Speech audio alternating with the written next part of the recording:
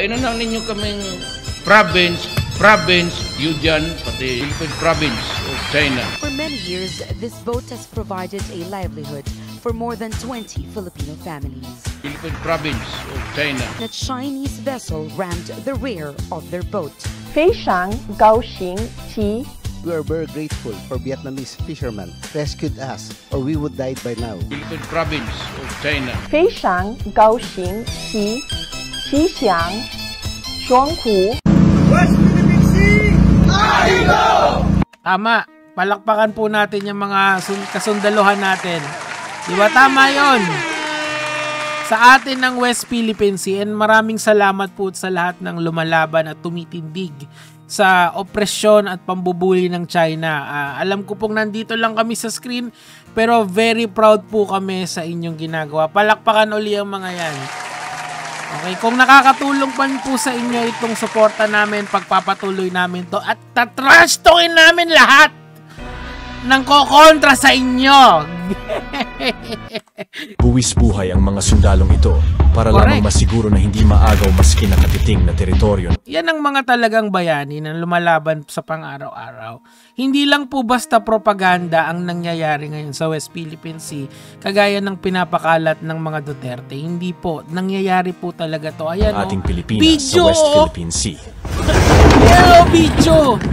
Hindi pa ba sapat yan na ebidensya na may nangyayari talaga sa West Philippine Sea? Pero ang taong ito,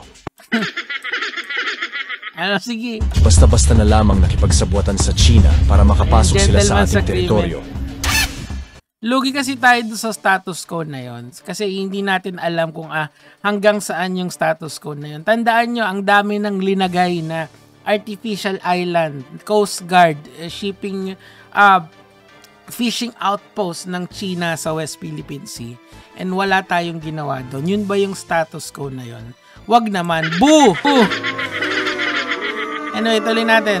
Ganitong klaseng leader na naman ba ang pipiliin natin sa 2028? So, pag-isipan nyo mabuti kung sino yung pipiliin nyo sa 2028. If yung recent survey is not an indication na talagang papaslide down na yung popularity ni VP Sara because of her number one suporta niya sa isang, fugitive criminal na si Ake Buloy. At yung pangalawa naman, yung inaction niya sa West Philippine Sea. Madali lang naman umopinyon about sa West Philippine Sea. Sinusuportahan natin yung gobyerno natin at yung kanilang pagbawi sa nakuhang West Philippine Sea ng China na binigay ng tatay nitong babae na to. At sinusuportahan natin yung sandatahang lakas natin na miski konti yung gamit ay lumalaban pa rin. Hindi mahirap sabihin yun, pero somehow hirap si VP Sara kapag China na ang kalaban. Siguro kung naging sheriff yung China, lalaban na siya.